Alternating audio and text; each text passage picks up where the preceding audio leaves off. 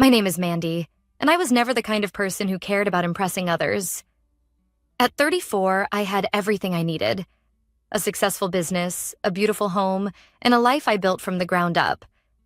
But sometimes I felt like I was still that 16-year-old girl sitting at a family dinner, trying to hide the sting of their sneers behind a smile. Tonight was supposed to be different. It was Thanksgiving, and for once I thought maybe this year would be the one where my family would finally see me for who I really was. Not just as the girl with the junk car, the one who worked too much, or the one who wasn't good enough in their eyes. As I pulled up to my parents' house in the old Toyota Corolla, I felt the familiar weight settle in my chest, the familiar pang of being looked down on. The car wasn't new. It was a 2008 model that had been with me through thick and thin. Reliable, sturdy, and practical, just like me. But to my family, it was just another reason to mock me. Another thing they could use to prove that I hadn't made it. I parked behind my cousin Alex's sleek black Porsche, and I could already hear the muffled sounds of laughter and clinking glasses from inside. The house, as always, was pristine, with its manicured lawn and perfect holiday decorations. The table would be set with silver cutlery and fine china, a setting designed to impress anyone who stepped foot in this place. But I knew that none of it would matter. Not to them. "Hi, Mandy." My mom greeted me with a polite smile when she opened the door, but I could see the judgment in her eyes as she looked past me, her gaze lingering on the car. "Hi, Mom," I said, stepping inside, trying to ignore the tightness in my chest. Inside, the dinner was already in full swing. My cousins, aunts, and uncles were chatting around the grand table. I noticed Alex, the ever-confident cousin, leaning back in his chair with a smug smile as he talked about the latest real estate deal he'd made. Then there was Karen, the older cousin who never let a chance slip by to remind me of my place in the family hierarchy. She was perched at the head of the table, talking loudly about her husband's new job at a prestigious law firm. "Still driving that junk, Mandy?" Karen's voice rang out, too loud, too deliberate. Everyone turned toward me. Her words cut through the noise like a knife, and I felt every pair of eyes on me. I smiled, the way I always did when I was uncomfortable. "It's reliable," I said, trying to keep my voice calm. "It gets me where I need to go." The room fell silent for a moment before Alex chimed in. "I mean, seriously, Mandy, how long are you going to hold on to that thing? You could afford something way better if you just let go of that old pride of yours." I could feel my cheeks burn, but I kept my cool. This was nothing new. It was their way of reminding me that I didn't fit in, that I wasn't one of them. The ones who were successful, who drove fancy cars and wore designer clothes. It was easy for them to forget that I had built my success from scratch, not inherited it or married into it. But what did it matter to them? "Well, maybe I like it this way," I said, taking my seat at the table, trying to deflect the sting of their words. But deep down, I knew the truth. I wasn't just holding on to my old car out of stubbornness. I was trying to prove something they'd never understand. I had worked hard to get where I was, and the last thing I needed was their validation. "Anyway," I said, changing the subject, "how's everyone else doing?" I took a sip of my wine, hoping to steer the conversation away from my car. But before anyone could answer, my phone buzzed on the table. I glanced at it briefly, but then quickly glanced up again, just in time to catch Karen rolling her eyes. "Always so busy, aren't you?" she said. "Maybe if you spent less time working and more time enjoying life, you wouldn't be so uptight." I opened the text message on my phone quickly. My heart skipped a beat when I saw the name on the screen. It was Jennifer, my assistant. She'd been with me since the beginning of my business, and she knew everything about me. Everything that mattered. "Your jet is ready, ma'am," the message read. I froze, my hand still gripping the wine glass. And for a moment, the world around me felt like it had slowed down. My gaze moved across the table, meeting each of my relatives' eyes. Their expressions shifted in a split second, from smug amusement to something far different. Shock, disbelief, and then curiosity. The noise around me seemed to fade, and all I could hear was the pounding of my heart as I held up my phone. And without missing a beat, I read Jennifer's message aloud. "Your jet is ready, ma'am." The table went completely silent. The kind of silence that feels so thick, you can almost taste it. "Excuse me," I said quietly, setting down my wine glass. "I need to take this." As I stood up, every pair of eyes followed me. The familiar sneers were gone, replaced with a look I couldn't quite place. Sudden realization, maybe? Or was it fear? Either way, the tension in the room was palpable, thick enough to cut with a knife. I stepped into the hallway, feeling a strange mix of emotions. Pride, defiance, but also a small twinge of regret. I hadn't meant to expose them like this, not in front of everyone. But I'd been carrying this weight for years, and tonight I wasn't going to hide it anymore. They could think what they wanted, but I wasn't the same person they'd always belittled. The sound of Jennifer's voice on the other end of the line brought me back to reality. "Everything's in place, Mandy. Just let me know when you're ready." I took a deep breath, feeling the familiar rush of power and control that had defined my success. Maybe tonight wasn't about impressing my family. Maybe it was just about showing them the truth. With a sigh, I turned and headed back into the dining room, my eyes meeting each of their gazes, knowing that things would never be the same after tonight. I walked back into the dining room, my footsteps slow, deliberate, as though the weight of the moment was pressing down on me with every step. The silence around me was unnerving, the kind of silence that says everything without a single word being spoken. The family, once bustling with their usual chatter, now sat frozen. Their glasses, filled to the brim with wine, remained untouched. The clink of silverware against fine china had ceased. All eyes were on me. I stood there for a moment, surveying the room, taking in the stunned faces. Alex, the cousin who'd mocked me the most, looked as though someone had slapped him across the face. His usual confident smirk was nowhere to be found, replaced with wide, startled eyes. Karen's mouth hung open slightly, her perfectly painted lips frozen in surprise. My parents, well, they had the look of people who had just been blindsided by a force they never saw coming. It was a feeling I was getting used to, watching them react as if they had no idea who I really was. I cleared my throat, the weight of their stares making my palms sweat. "Sorry, Jennifer's just confirming the final details," I said, my voice steady, but my heart pounded in my chest. I could feel my mother's eyes boring into me, her gaze heavy with something I couldn't quite place. Disappointment? Guilt? Or perhaps, in that moment, a realization of just how far she had underestimated me. "Jet?"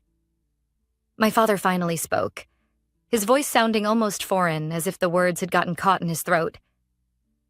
"What do you mean, Jet?" I could hear the disbelief in his tone and the irritation that followed. My father was a businessman, a successful one by all accounts, but he'd built his success the traditional way, through years of hard work, managing investments, and climbing the corporate ladder. To him, wealth was meant to be worn and displayed like a trophy. The idea of quietly amassing millions in a way that was invisible to others was something he simply couldn't comprehend. "It's just something I've been working on," I said, my words careful but firm. "I built my company from the ground up. It's not about flaunting my success. It's about what I've done, not what I've got." The room shifted. It wasn't a dramatic shift. No one jumped up, no one shouted, but the air seemed to crackle with the tension. The collective realization that the quiet little cousin they'd mocked all these years had done something they never thought possible. "I think you should have told us sooner," my father muttered, his voice low, more to himself than to me. "We could have helped you. We could have—" "No," I interrupted, the word leaving my mouth sharper than I intended. "I didn't need your help. I didn't ask for it. This was my choice." I looked around the table, taking in their faces, their confusion, their surprise. Karen shifted uncomfortably in her chair, no longer the confident, cutting cousin I had always known. She looked smaller somehow, unsure of herself, as though the very foundation of her superiority had been shaken. Look, Mandy. Alex finally spoke, his voice tentative, almost pleading. I didn't mean anything by it. You know, the car. It's hard to understand why you'd choose to live like this when you could be living, well, like us. I could feel the familiar burn of resentment rising in my chest, but I swallowed it down. Now wasn't the time for that. You don't get it, Alex. You don't get why I do what I do. I don't need the newest car or the biggest house to feel validated. I don't need the trophies. I don't need your approval. Aunt Denise's voice cut in then, sharp and judgmental as always. It's a bit late for this whole humble act, don't you think? If you're going to live this life, why not just admit it? Why the secrecy? All these years and you never once thought to mention it? I felt the sting of her words, but I didn't flinch. I didn't want to be seen as a success because of my possessions, Aunt Denise. I wanted to be seen for who I really am. Not the car I drive, not the clothes I wear, not the house I live in. The table fell quiet again. Even Aunt Denise seemed to sense the gravity of the situation. My mother, sitting at the head of the table, had her hands folded neatly in her lap. She said nothing, but her eyes were locked on me, her face a picture of something between disbelief and regret. I couldn't hold back the frustration any longer. You all acted like I was invisible.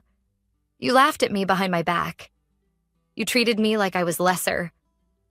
I've been sitting here for years, hoping that one day you'd see me for who I am, but it's always been about what I have, not who I am. Alex opened his mouth as if to speak, but closed it again. No one knew what to say. The air in the room felt heavy, suffocating almost, as though the silence was pressing in from all sides. They hadn't known this side of me. They hadn't known what I was capable of. To them, I was still that girl with the junk car and the silly little business, not the woman who had built a multi-million-dollar company from scratch. Finally, it was my grandmother, Ruth, who spoke. She had been sitting quietly at the far end of the table, watching everything unfold with a kind of knowing calm. I've always known you were special, Mandy, she said, her voice soft but steady. You don't need their approval to be great. You never did. The sincerity in her words almost broke me. Grandma Ruth had always been the one person in this family who truly understood me. She never judged me. She never looked down on me for my choices. It was then that I realized something profound. I had nothing to prove to them anymore. They had spent years looking down on me, assuming I was insignificant, that I didn't belong in their world. But here I was, and they had no choice but to acknowledge the truth. For a brief moment, I thought about the future, how things would change from this point on. There was no going back to the way things were.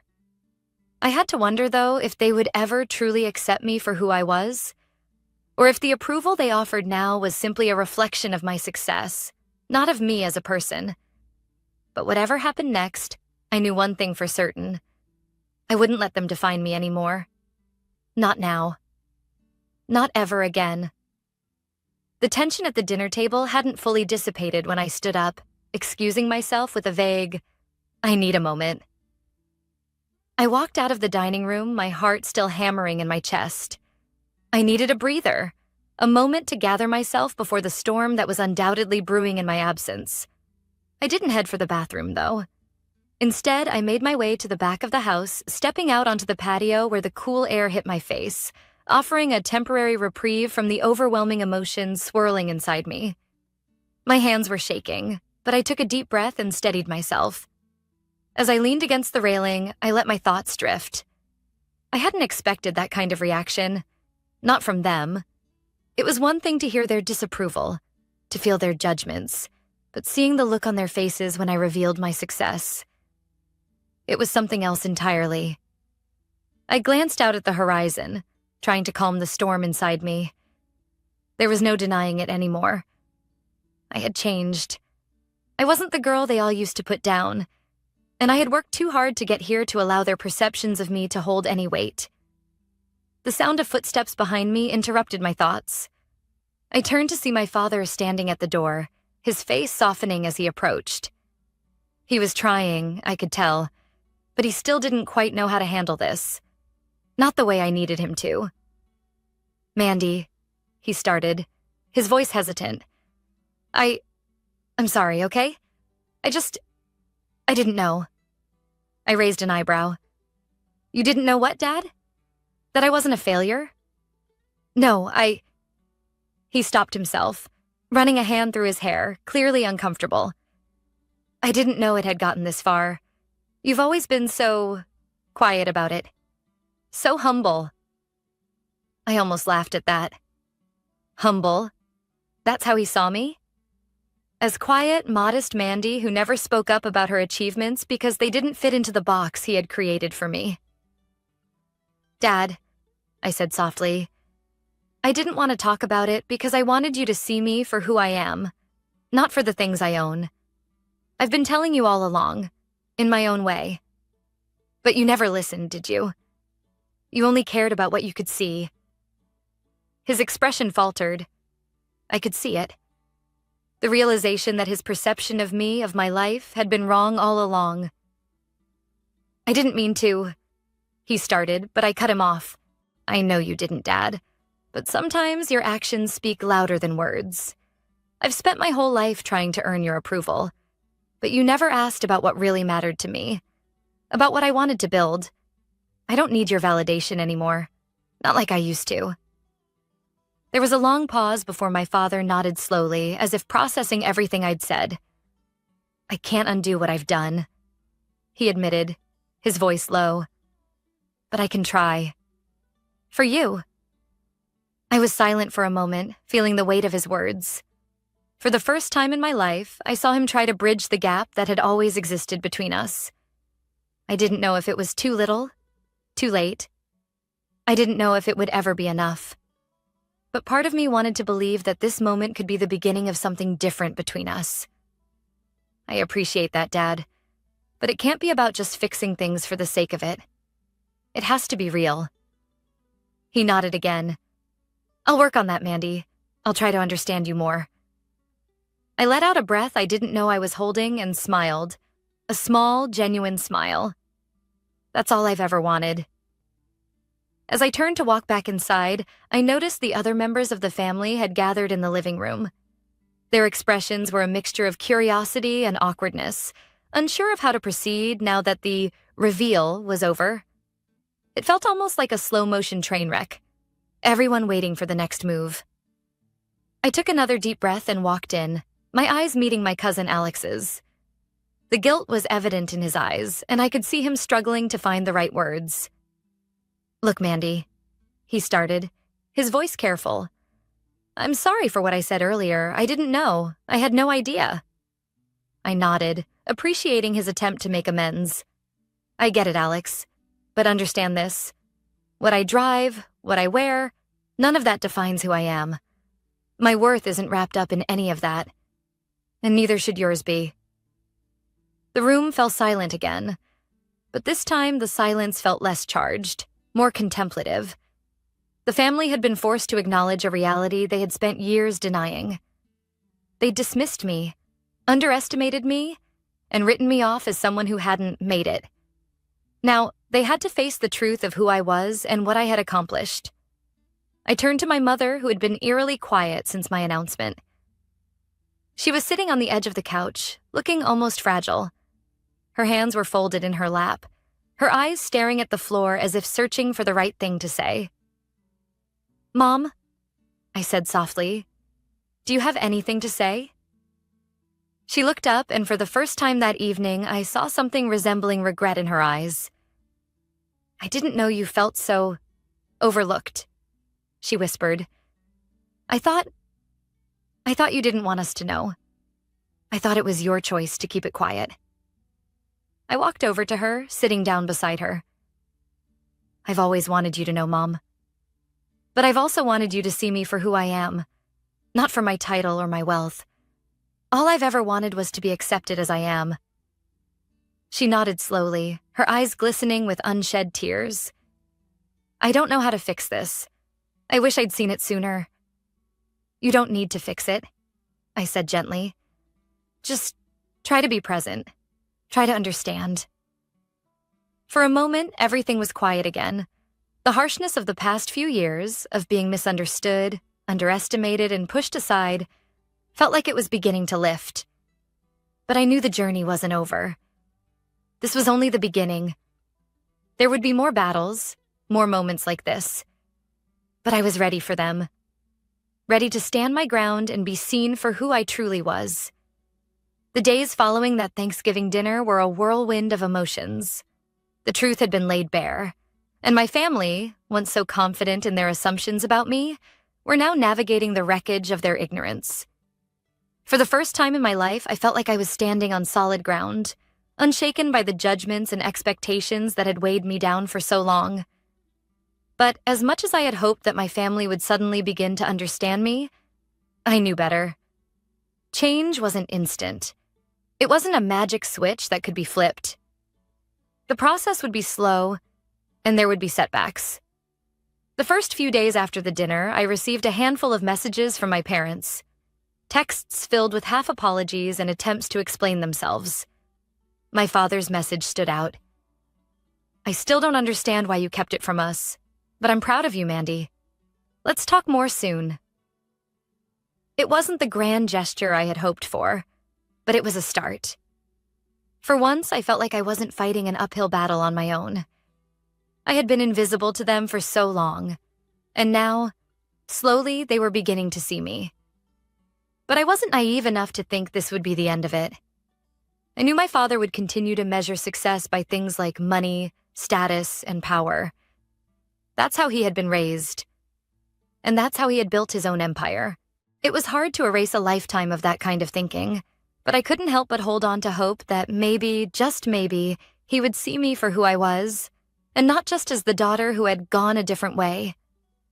It was a few days later when I received a call from Jennifer. She was as calm and collected as ever, but there was an edge to her voice that I didn't quite like. "Mandy," she started, "I need to talk to you about something. It's important." The urgency in her voice made my stomach churn. "What is it?"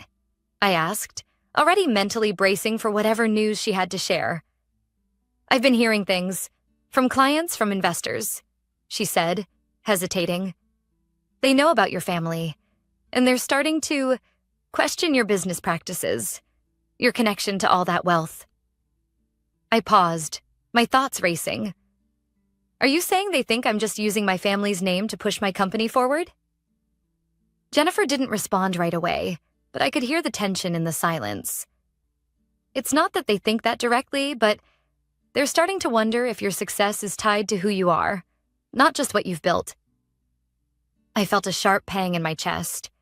It was as though everything I'd worked so hard to achieve, everything I'd fought for, was about to be overshadowed by the very thing I had spent so long trying to hide. My family's wealth, their status, their connections. It was like it was all suddenly being weaponized against me. "I didn't want to tell you this," Jennifer continued, "but I think it's time to have a conversation with the investors, with your team." I shook my head, frustration welling up inside me. "I can't believe this.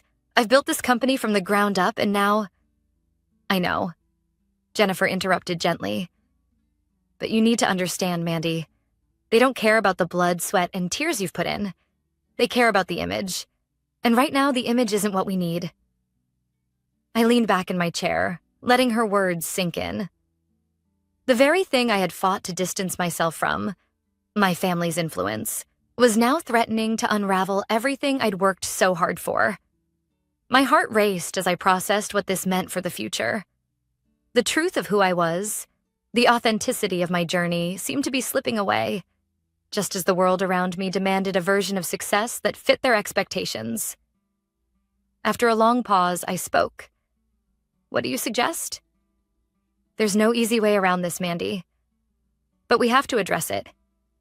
We need to separate you from your family's wealth and connections, completely." It was a hard pill to swallow. I had always prided myself on staying true to who I was, on not letting my family's status define me. But now I was being asked to take another step, to disconnect myself from everything that had brought me to this point, to erase the very foundation that had shaped me. Okay, I said quietly, my voice thick with emotion. I'll do whatever it takes. But I'm not going to lie. I'm not going to pretend I didn't build this company on my own terms. I know, Jennifer said. And that's what we're going to make sure people understand. This is your company, your success, no one else's. We hung up and I sat there in the silence of my office, the weight of the decision pressing down on me. I couldn't help but feel a little lost. I had always known that success came with sacrifices, but this felt different. This felt like I was being asked to erase a part of myself, one that had been a significant part of my identity for years, but there was no turning back. The moment I had revealed my success, the moment I had let the truth slip out, the game had changed. Now it was time to face the consequences, to rise above the whispers, the doubts, and the expectations. I picked up my phone and sent a text to my parents. We need to talk. I have some things to discuss with you. As I pressed send, I realized that this moment, this turning point, wasn't just about my business. It was about reclaiming my narrative. I couldn't let anyone, not even my own family, rewrite my story. And I wasn't going to let them define me anymore. The conversation with my parents was inevitable. I knew it wasn't going to be easy, but it had to happen. So when I arrived at their house a few days after my talk with Jennifer, I wasn't sure what I'd find. My parents were still processing everything, still struggling to reconcile the image of their daughter with the woman who had built a multi-million-dollar company. I wasn't sure if they'd ever fully accept me for who I was, or if they would always see me as a reflection of their own ambitions. When I stepped inside, my mother was sitting at the kitchen table, her hands wrapped around a cup of coffee, her gaze distant. She didn't look up when I walked in, but I could feel the weight of her silence. My father was nowhere to be seen, but I knew he'd be around soon. He always was. My mother was the more overt one in the family, but my father's judgments were often more biting, hidden beneath his polite smiles and carefully constructed words. Mom, I began softly, pulling out a chair and sitting across from her. We need to talk. She set her coffee cup down and finally looked at me, her expression guarded but not unkind. I know, she said, her voice quiet. About what happened, about everything. I nodded. I don't want to pretend that I've been honest with you, or that you understand everything. But I'm not going to hide who I am anymore. I've worked for everything I have, and I'm not ashamed of it. She sighed, her eyes looking away for a moment, as though trying to find the right words. I never wanted you to hide, Mandy. I wanted things to be perfect for you. I wanted you to have everything I didn't. Mom, I said gently, you've given me so much. But I'm not you. I don't need the same things you did to feel successful. I don't need the luxury cars or the grand vacations. I need to be seen for who I am. Not for what I have, but for what I've built. There was a long pause before she spoke again. I never realized how much I held on to what I thought was success. I thought it was the only way to show you how much I cared, how much I wanted the best for you. I know you do, I said, my voice softening. But I've had to find my own way, my own version of success. She reached across the table, placing her hand on mine. It was a simple gesture, but for once, it felt genuine. I'm sorry, Mandy. I've always loved you, but I guess I never really saw you. I only saw the things that I thought mattered. I squeezed her hand, grateful for her acknowledgement, though I still wasn't sure how much had truly changed. It's not just about what I've achieved, Mom. It's about who I am. And I need you to see that. I need you to see me, not just the idea of me that you've built up in your mind. She nodded, her eyes misting with unshed tears. I'm trying, Mandy. I really am. Just then, my father walked into the room, his presence filling the space like it always did. He was dressed in his usual immaculate suit, his posture as perfect as ever. He looked at me, and I could see the mixture of pride and uncertainty in his eyes. It was the same look he'd had when I'd first started my business. proud but hesitant, unsure of how to relate to me when I wasn't walking the path he'd envisioned for me. "I think we need to talk too," he said, his voice more hesitant than I was used to hearing. I nodded, taking a deep breath. "I agree, Dad." He sat down next to my mother, his hands folded in front of him as though he were about to deliver a speech. "I'll admit, I've always had certain expectations for you," he began, his voice measured. "I thought you were meant to follow the same path we did. The right schools, the right connections, the right career." I felt a pang in my chest as he spoke. This was it. The moment I'd been dreading. The moment when I'd hear the full weight of his disapproval, the judgment he'd kept hidden all these years. "But," he continued, "what I didn't see was that you've created your own path. You've done it your way, and that's something I can't ignore anymore." I blinked in surprise. Was this really happening? Was my father actually acknowledging my success? "I'm proud of you, Mandy," he said, his voice firm. "You've proven me wrong. I never thought you had it in you, but you've done more than I ever could have imagined. And for that, I owe you an apology." I felt a lump form in my throat, and I swallowed it down. "I never needed you to think I was good enough, Dad. I needed you to see me as someone who didn't have to follow the same rules, someone who could create something of my own. And for a long time, I felt like I wasn't enough because I wasn't following your blueprint. But I am enough, and I've been proving that to myself every single day." My father looked at me for a long time, his eyes searching, as though he were finally seeing me for the first time. Slowly, he reached over and placed his hand on top of mine, a gesture that felt both new and foreign. "I can't say that everything will change overnight," he said, his voice steady. "But I'll try, Mandy. I'll try to see you for who you are and not just who I wanted you to be." I smiled, a genuine smile this time, and nodded. "That's all I can ask for, Dad." It wasn't a perfect resolution, and I knew it wouldn't be. There would be moments of discomfort, moments when my parents, especially my father, would still slip into old habits. But for the first time in my life, I felt like I was finally being seen. Not for what I had, not for the expectations they had placed on me, but for who I truly was. As I stood up to leave, my mother hugged me tightly, her arms wrapping around me in a way that felt different from all the other hugs we'd shared. This one was real. "I'm proud of you, Mandy," she whispered, and I believed her.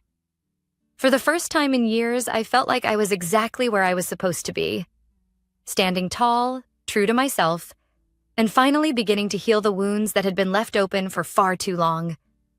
6 months had passed since that Thanksgiving dinner, and though the shift had been slow, it had been undeniable. My life, my relationships, my identity, everything had changed. But more than that, I had changed. I had finally learned to stand firm in my truth, to embrace the success I had built, and to stop apologizing for who I was. Today, I was preparing for a meeting that felt different from all the others. This one wasn't about new investors or the next big partnership.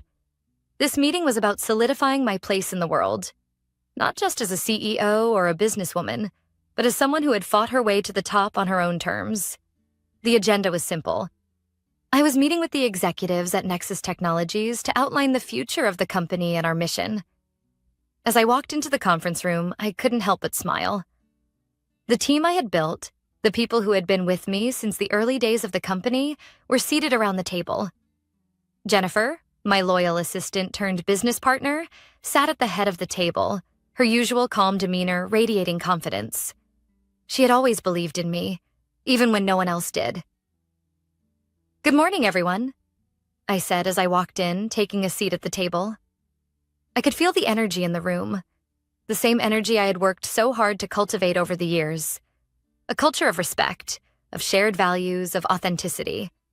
It was a far cry from the world I had grown up in, where success was measured by possessions and status, not by purpose and connection.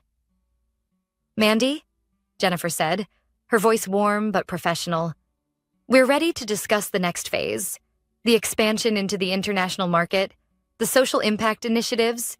Everything is on track." I nodded, feeling the weight of responsibility settle in. There was so much we had accomplished, and so much more to do.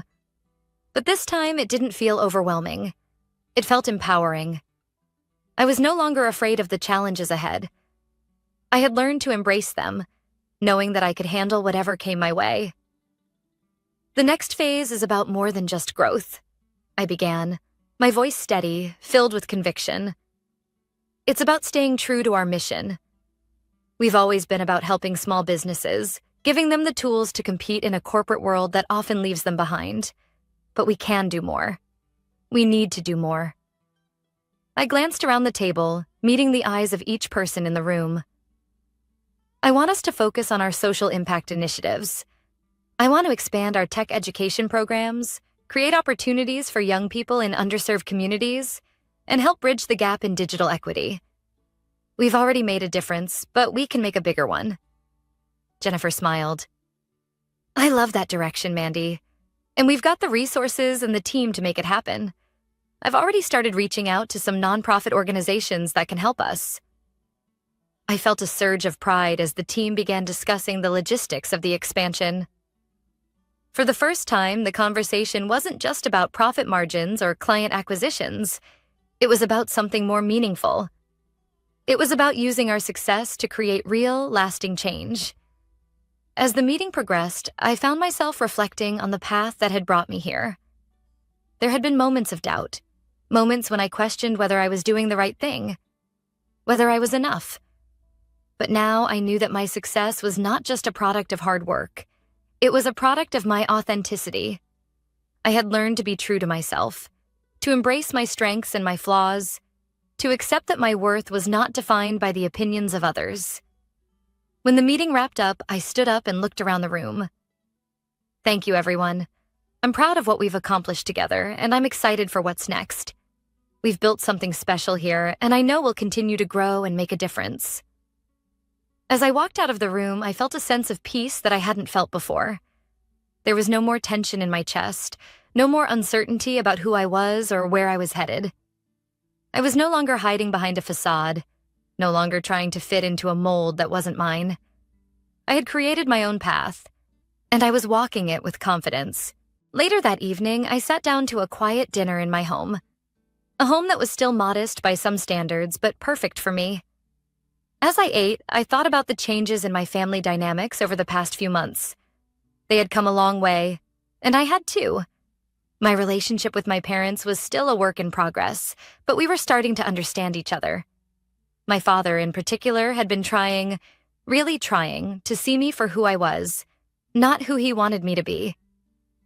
A text buzzed on my phone, interrupting my thoughts. It was from my mom. I've been thinking about what you said, and I want you to know that I'm proud of you. I see you now, Mandy.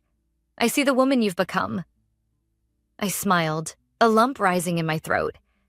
It wasn't perfect, but it was real. And that was enough. As I finished my dinner, I reflected on the journey I had taken to get here.